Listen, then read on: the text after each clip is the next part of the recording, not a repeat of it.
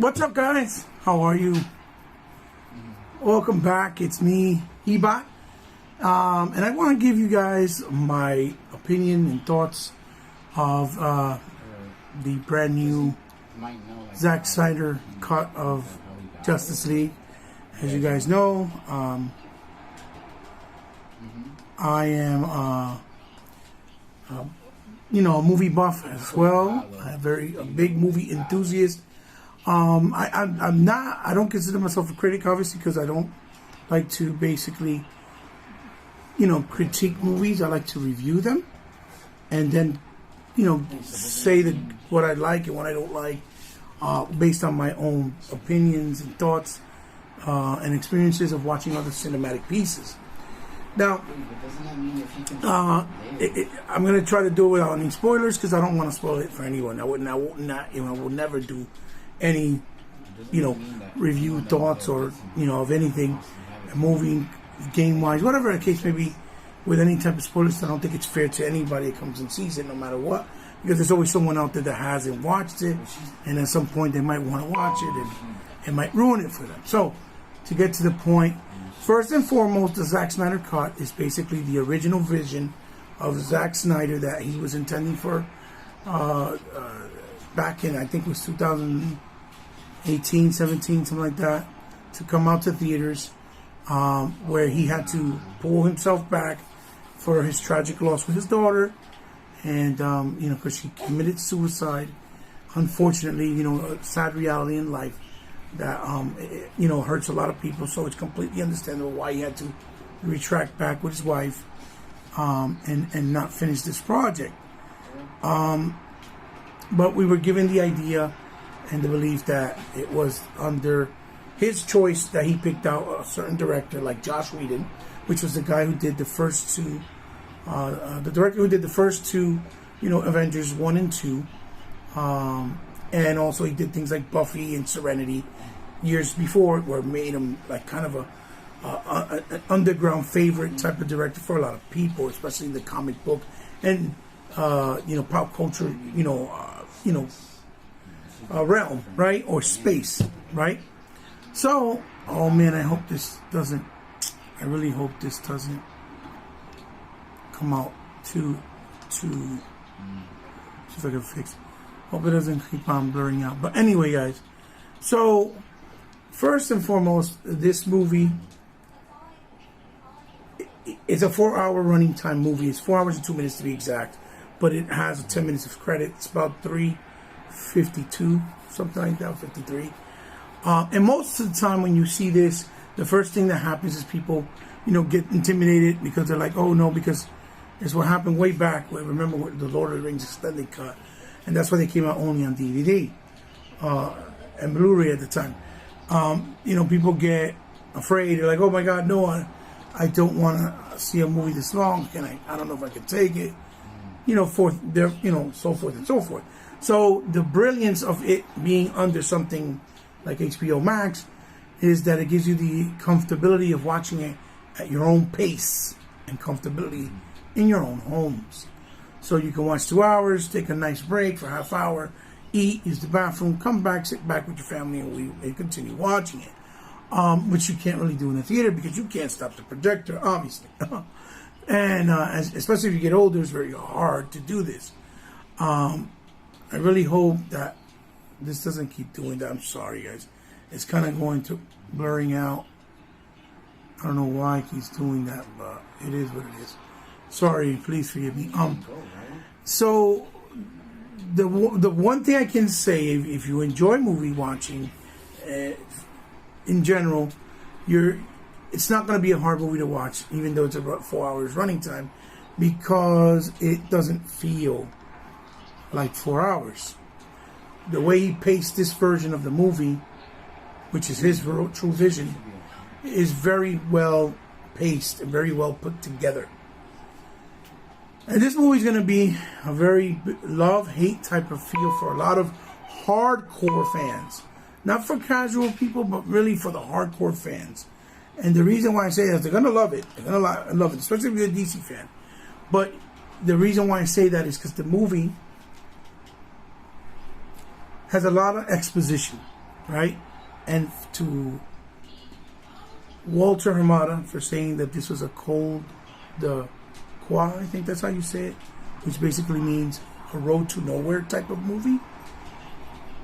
My man, you're basically lying to yourself. You don't want to accept that you were wrong. You don't want to accept that, you misjudged the material and the actual work that Zack had presented. Even though I'm pretty sure you probably saw it yourself when he made, the proposition of bringing it out back then, and perhaps even now with, making this version available for HBO, Max. So I'm glad that HBO Max came out and exists, because it made a road for this movie to be a reality, and thanks to all the real fans that have been there since day one, pushing it, and supporting what happened for a good cause. But this movie has a lot of exposition, and that's what makes me, as a fan of DC and of cinema, period, kind of hate the movie, even though I love the movie, because it just opens so many doors. It has so many doors, it answers so many questions. It unifies Batman v Superman, the Man of Steel, in a lot of ways, but it also opens up a bunch of other doors for continuations of different stories within this universe, this world, and for the Justice League. Whether it's a Batman movie, a Justice League movie, Dark Side, Nightmare movie, whatever the case may be. And I guess this is a good and bad thing, because I'm hoping, and I really do hope, that this movie does really well for Zack, for HBO Max, and that WB sees it and sees the profitability and sees the yearn for more. Because if they see it, then it's going to be long term a triumph for all the fans, because we'll be able to see more of what this movie has just delivered on HBO Max. The cinematography in this movie is absolutely breathtaking, okay? Without question. Zack Snyder has always been good at making shots and making movies that look like a work of art, like a Picasso art on a canvas. He has an eye for vision, for color. The way he shoots it is just absolutely stunning, to say the least. Visionary. The score, okay? The score, especially when you compare it to a lot of the Marvel movies, which are more patriotic, right? Or the score is a character within itself, and just complements the movie and the scenes within the movie to create a lot of emotion, a lot of hype, that when you see it, you want to kind of get off your feet or jump out of the seat and cheer, right? Like you would when you're watching a football game or a boxing match in real life, because it just makes you excited, and you feel the scenes. You feel those moments. He absolutely broke it down in a very, very, very, sophisticated way. This movie completely proves that, and I think he started this way before, even with Man of Steel, even though they don't want to give him credit for it. But this movie proves that comic book movies, even video game movies, okay, that always been looked at as just something that could be that's popcorn, that's for entertainment, kind of mindless, with not a lot of substance, character buildup, or intelligence, right? That you can make a movie with the epic scale and grand scale of something like this, like a Lord of the Rings, right? From J.J.R. Tolkien, right? That Peter Jackson did, which was done really well, right? But you can have the caliber and quality of a movie that can be nominated, right, for an Oscar and Emmys and all this type of stuff for different type, or not Emmys but Oscars and performances for different actors.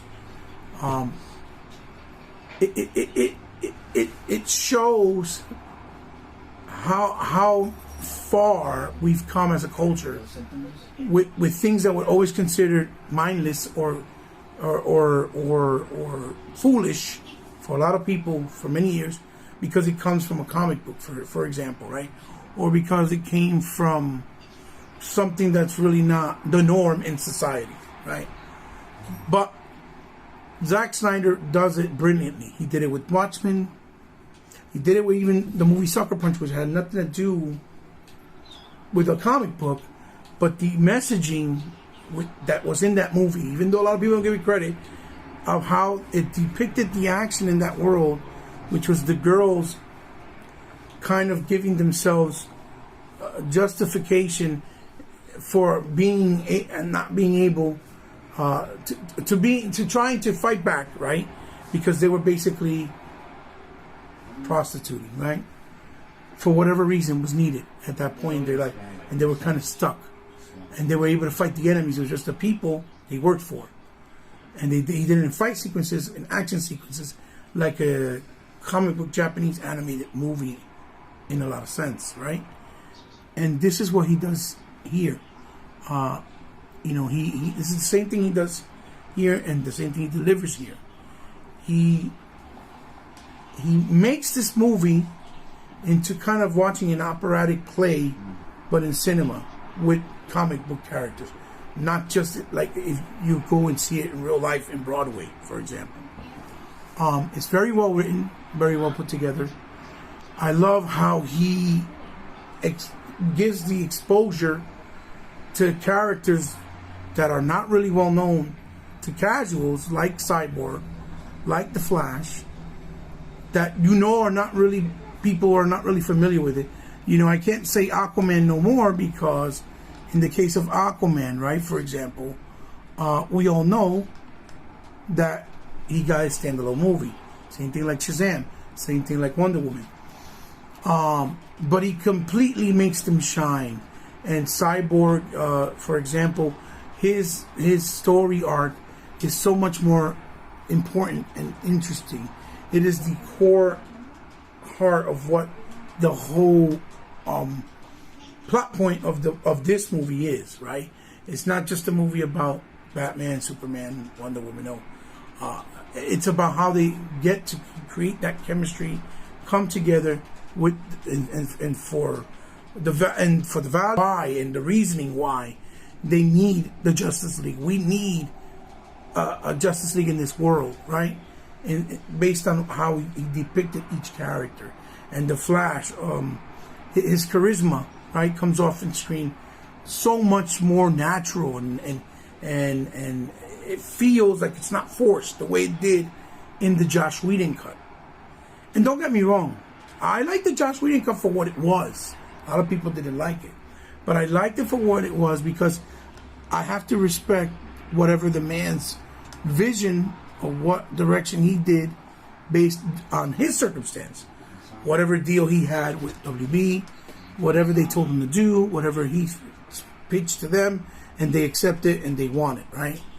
So it wasn't that he just had the right to do whatever he wanted, even though that's what he did, if he had free reign, but based on no limitations, like how long the movie had to be, or things like that. Because Zack himself was saying in an interview, one of the premieres yesterday with Kevin Smith, for example, and before that one of the things they wanted to do when he proposed it was they wanted to do it within 2 hours span, the story.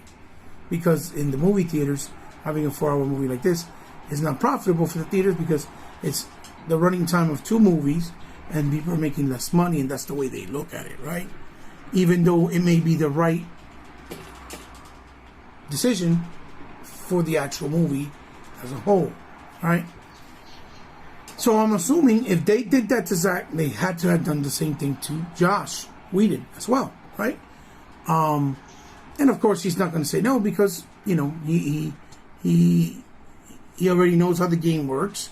He did it with the Avengers, right? Keep movies in running time of 2 hours, even though his first Avengers was really, the first 2 movies was really 1 movie, but he broke it up into 2 movies. And I guess they were hoping if it did well, then they would have let him done the other version or a sequel to this if it would have done well. But based on what they spent, how much time it took, all the reshoots and recasting, whatever, it didn't do well financially for them, right? Even though the numbers were somewhat there. It made something, but it wasn't enough. So, I appreciate that one for what it was. But once you see this movie, right? And what I'm going to do here, because I'm really getting upset with this damn camera.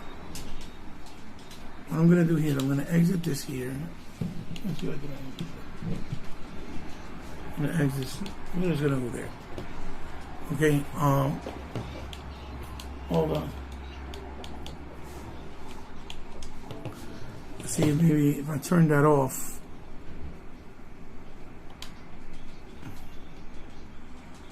I got glare. Okay, so what I'm thinking is, right,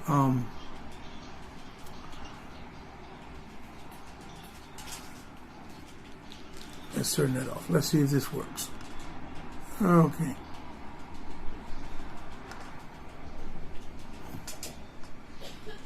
Alright guys, there we go. Hopefully it won't keep doing the focus, unfocus. I'm so sorry about that. So, I'm thinking maybe that's exactly what they did also. I lost my train of thought, sorry, with Joss Whedon. But, once you see this movie, that movie is just like, it's going to be a hard pitch to watch. It's going to be hard thing or piece of cinema to recommend to anyone, because at that point, or at this point, there's no point to watch it, because that movie has all these characters and there's so many things that leaves the space open, right? But it leaves it open in a way where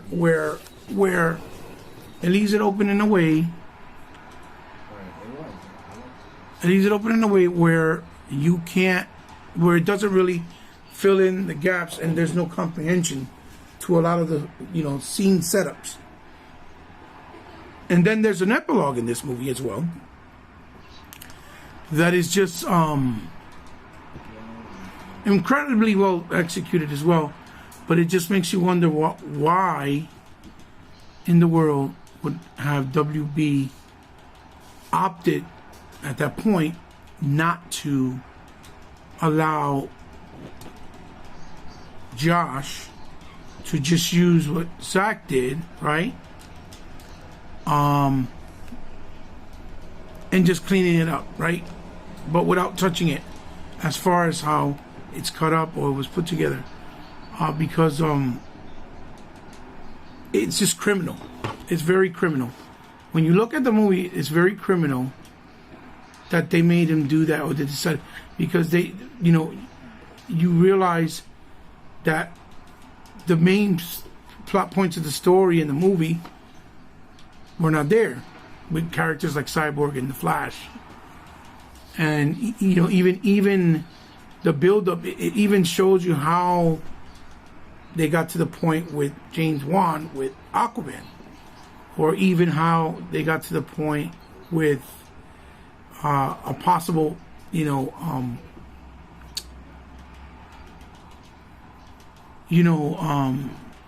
movie with like the Hall of Justice,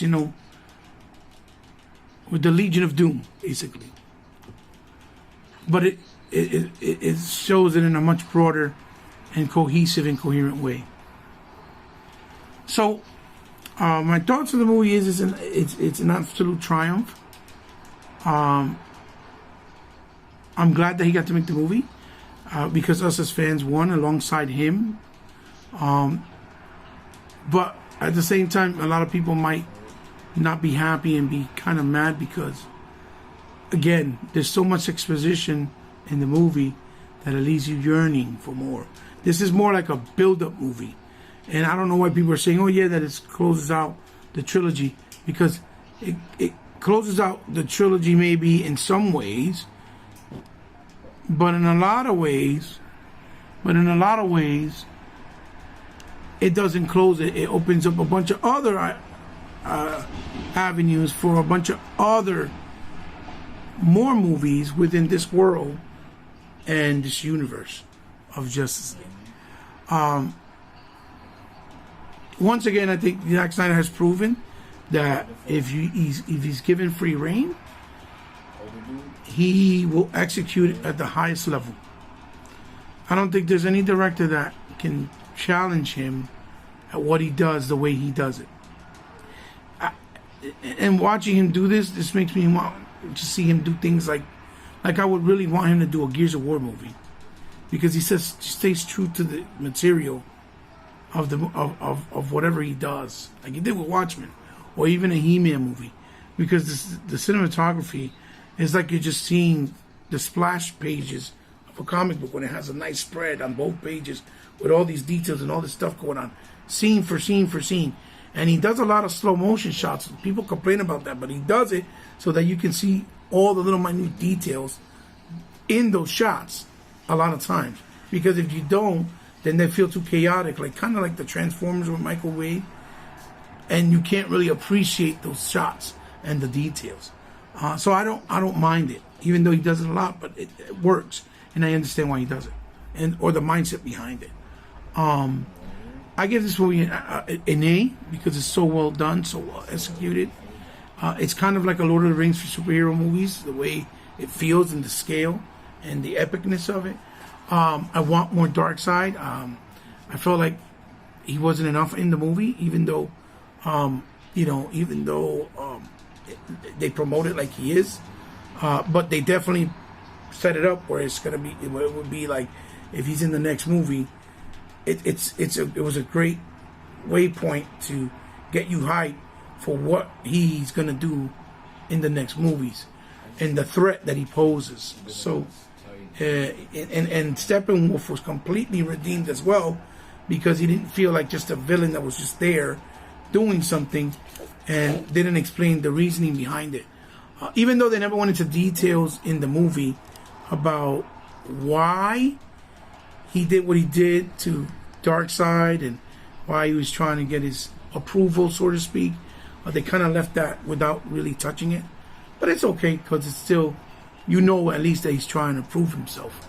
And that's all you kind of really need, especially cinematically wise, because these stories go deep. They go real deep, especially if you read the comics. But I think us as fans, at the end of the day, alongside obviously Zack Snyder, we won, because this just opened the doors for so much possibilities for any future movies based on comics, based on video games, for going forth, especially with this format of streaming with HBO Max and Hulu and Netflix. This can really work in a lot of ways. You could do shows of so many characters, kind of like Disney Plus is trying to do now with the Winter Soldier and WandaVision. And this movie is for adults, and that's the most thing that I appreciate from Zack. Zack Snyder treats his audience the way you're supposed to. He treats them like what they're supposed to be treated, like adults, like they have brains, like they're not immature, and it doesn't matter what age you are. This movie's obviously for age, it's rated R, so it's for ages, maybe 17 and up, or 15 and up if you're with your parents' guidance. But it's not insulting, it treats it like it does in real life. Children see more chaotic and crazy things and inappropriate things on YouTube, for Christ's sakes, on Twitter, on Instagram, to nowadays. And the worst part about it is it's just there with no real sense of value or explanation or reasoning. It's just there. This is not like that here. It shows you where there's violence or cursing within the context, and it makes sense because it's showing it to you, so that you, with understanding and comprehension, not treating children like they're idiots and dumb, or younger adults, right? Like younger people, like the teenagers or that are 15, 16, 17, 18-year-old and 20-year-old, so forth. It's definitely for the adults, definitely for us old school comic heads and old school people from back in the day. I grew up with this stuff. We've been vindicated because we got something that we wanted for a long time. It's just like Blade You know what I mean? As far as the serious nature, but there's fun elements into it. It has fun elements of humor, but it's done in a sophisticated, intelligent way. It's not just humor just for banter and to make it, like the way that they do with Marvel movies, where it's just so the kids can laugh. It's kind of silly, but but it shouldn't be that way. The humor's there, but it's not there in a silly way, intended deliberately for children. It's there sophisticated so we can laugh as an audience and understand it, but not be offended by it either, if that makes any sense. So anyway, guys, that was my thoughts on the movie. I highly recommend it. And I'll be honest, if you don't have HBO Max, just to watch this movie this month, the $15 purchase and for it is worth it. It's well worth it. The admission alone for the $15, just to watch this movie with your family. You can watch it once or twice. I definitely would want to watch it again to see if I missed anything. But since it's long, it takes time, not because it's hard to watch, but since it takes a lot of time out of your real life world time, I have to pick a day where I have some time to rewatch it and it won't, interfere with other things, real life things. But to watch it as a viewer, it's not hard to watch as a viewer. It's just hard to watch if you have a lot of things to do and sitting down consistently or consecutively for 4 hours to watch it and taking out 4 hours of your time on a movie that you already watched, it'll be difficult in that sense. Thanks, guys, for stopping by. I hope you like my thoughts on it, my opinions, and kind of my little review on it. Let me know what you think in the comments. Give me a thumbs up if you liked it. Give me a thumbs down if you didn't like it. Share it with someone else who think might like it. Excuse me for the focus and non-focus on the video. It's out of my control. It's the lighting in here. Let me know what you guys think. If you agree with me, you disagree, what you like, what you didn't like, share it, because it's good for good. It's good for good conversation, and I like to hear what you guys, other people think, as long as it's within context, it's intelligent, and it's not being childish and mature or just hating like, oh, I hate DC movies, they're corny, Marvel movies are the best, stuff like that. That's just dumb and it's ignorant. Guys, thanks so much for stopping by. I love you, and let me know what you think. I'll see you in the next one. Bye.